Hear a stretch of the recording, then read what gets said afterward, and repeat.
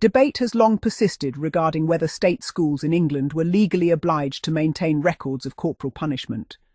While it may not have been an explicit statutory requirement in every case, local education authorities, LEAs, commonly expected such records to be kept. The entries in these punishment books were often brief and formulaic, typically recording only the pupil's name and age, the reason for the punishment, the member of staff administering it, the date, and a minimal description such as 2 strokes of the cane. It is difficult to determine with certainty whether every LEA imposed this requirement uniformly, though many certainly did. Consequently, it is possible, though perhaps unlikely, that some schools did not maintain a formal punishment register. In one account, a former pupil remarked that punishments were, I suppose, formally recorded, suggesting he had no direct knowledge of the existence of such a volume. A more probable explanation for his inability to locate the punishment book in the first master's office is that it was stored elsewhere, perhaps in the office of the school secretary or another administrative department. There were practical reasons for such arrangements. Masters authorised to administer corporal punishment were frequently absent on official business or otherwise unavailable, and their offices were often locked. In some schools, spare keys were difficult to obtain, and cleaners or caretakers might be the only individuals with access after school hours. Many schools also operated under governance rules permitting certain officials, such as the chairman of governors, to inspect punishment records without prior notice. For this reason, it was more practical for the register to be held in a central administrative location where it remained accessible whenever the school was open. Where several members of staff were authorised to administer corporal punishment, a centrally maintained book also ensured consistency of record keeping.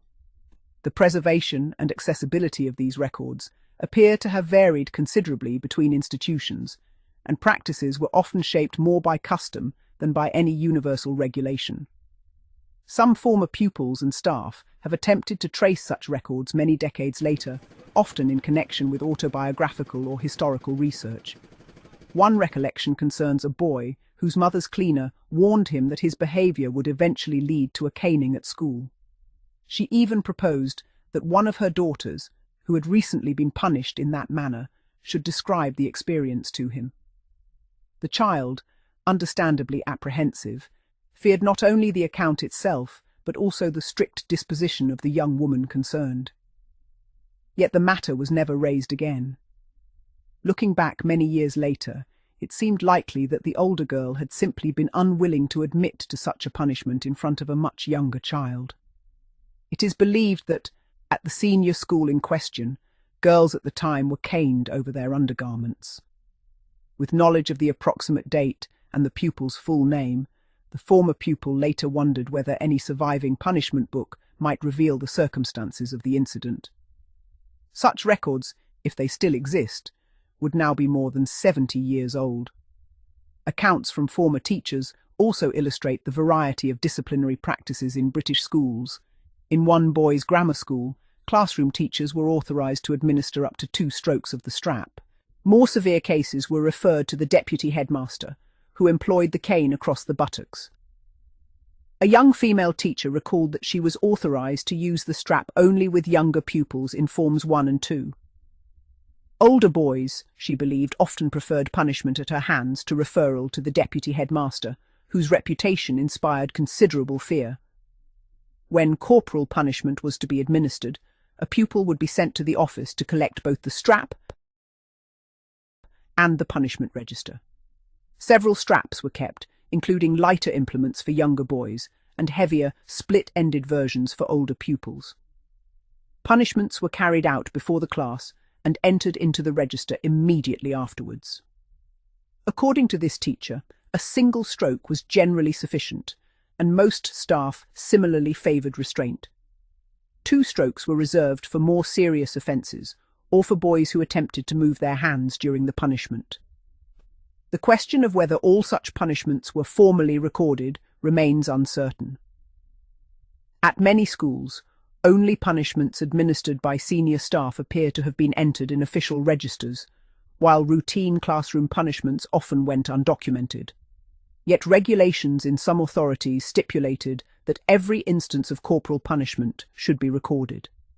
The existence of a single centrally held punishment book may have contributed to inconsistency, as teachers could find it inconvenient to obtain and return the register for relatively minor incidents. Some schools later consolidated individual classroom records into a central volume, particularly where inspection by diocesan authorities or LEAs was required. In religious schools especially, governors were often expected to review disciplinary records periodically.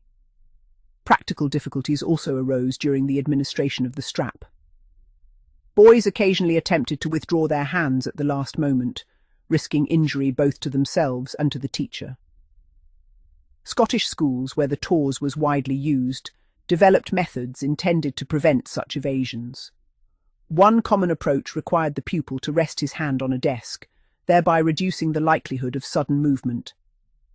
Teachers observed that this arrangement not only protected the master, but also increased the force of the stroke because of the longer arc travelled by the strap.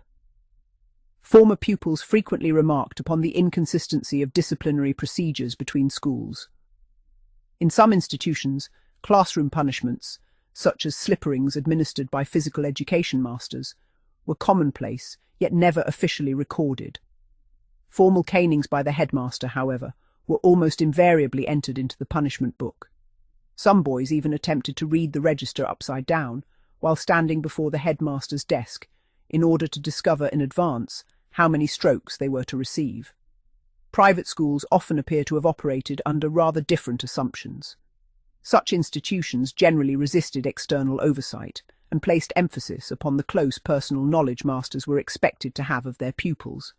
Many parents, particularly fathers, regarded strict corporal discipline as an accepted part of education and character formation, provided that no lasting harm resulted. In that context, elaborate systems of formal recording may have been considered unnecessary.